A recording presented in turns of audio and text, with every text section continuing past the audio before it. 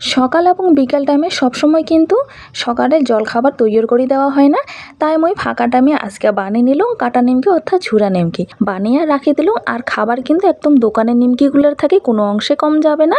এই ঝুরা নিমকি অর্থাৎ কাটা নিমকিগুলো বানানোর জন্য এটি মই প্রথমে নিছো ময়দাগুলো আগে থাকিয়ে খুব ভালো মতন করিয়া চালিয়ে নিছো, দিয়ে দিবা হচ্ছে অল্পক্ষণ লবণ, অল্পক্ষণ কালো জিরা, আর দিয়ে দিবা হচ্ছে এটি জোয়ান বা আজওয়ান কই অল্পক্ষণ ম্যাশ করে দিবা হচ্ছে, এতে করে ফ্লেভারটা ভালো আসে।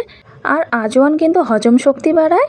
আর দিয়ে দিলাম এটি রিফাইন্ড অয়েল। খুব ভালো মতন প্রথমে ময়ান করে নিম।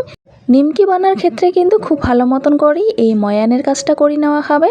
যখন দেখিবেন যে ময়দার গাওটা এমন চিটচিটে হয়ে গেছে, অল্পক্ষণ করে মুটি করে নিম হাতত মুটি করে নেওয়ার সঙ্গে সঙ্গে দেখো দাখা বান্ধি হচ্ছে, এমন করে চাপ দিলে লাড্ডু হয়ে যায়। আবার হাত দিয়ে ভাঙি দিলে কিন্তু ঝুরঝুর করে ভাঙিও পড়ে যায়। এমন করে ময়ানটা করিয়ে নিছো। এলা দিয়ে দিবা হচ্ছে জল, অল্প অল্প করে জল দিয়ে একটা ডো করে নিম। তো আমরা যেমন রুটি কিংবা পরোটা খাই সেই নাহান করি একটা ডো করে নিম। তো দেখিতে পাওয়া হচ্ছে অল্প অল্প করে জল দিয়ে কিন্তু মুই ডোটা করিয়া নিলাম। আর এই নাহান করে মুই ডোটা করে নিলাম। তো মুই এই লেচিটাকে আরও ছোটো ছোটো ভাগে ভাগ করে নিবে রাখছুম। দোকানত তো বড় বড় লেচিগুলো আমরা বেলি নেই, কারণ বড় বেলনা থাকে। তো মোর যেহেতু ছোট বেলনা তাই আমি ছোট ছোট করে ভাগ করিয়া নিলুম। নেওয়ার পরে খুব ভালো মতন করে গোল করিয়া নিলুম। তারপরে মুই বেলি নিবা রাখছুম। তবে বেলার আগত কিন্তু কোনো কিছু দেওয়া না খায়, খালি বেলনাত বেললেও কিন্তু খুব ভালো মতন করে বেলা হয়ে যায়।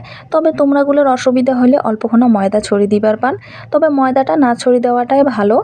ময়ান দেওয়ার সময় কিন্তু তেল ব্যবহার করা হয়েছে, তাই কিন্তু আর তালা তো লাগিবে না। নিমকির রুটি কিন্তু খুবই পাতলা করে বেলি নেওয়া খায়। নর্মালি যেমন আমরা রুটি খাই সেই নাহান না হয়, আরও পাতলা করে বেলি নেওয়া খায়। খুব ভালো মতন করে পাতলা করে বেলি নেওয়ার পর এলাময় ছুরির সাহায্যে নিমকির শেপ দিবা নাকসুম। প্রথমে এক পাশটা কাটিয়ে আসার পর তারপরে কোনা করিয়ে আরেক পাশটা কাটিয়ে নিবা নাকসুম। তারপরে দেখির পাওয়া যাচ্ছে নিমকির শেপগুলো কেমন হয়েছে। আর নিমকিগুলো অল্পময় বড় বড় সাইজের করে বানাসুম। এই পাশে ওখানে আগে কড়াই বসে দিছুম, কড়াই দিয়ে দিলুম রিফাইন্ড অয়েল। পরে তেলটা জেলা গরম হয়ে গেছে তারপর দিয়ে দিবা হচ্ছে কাটি রাখা নিমকিগুলা। একদম গরম তেলতে কিন্তু ভাজি নেওয়া খাবে।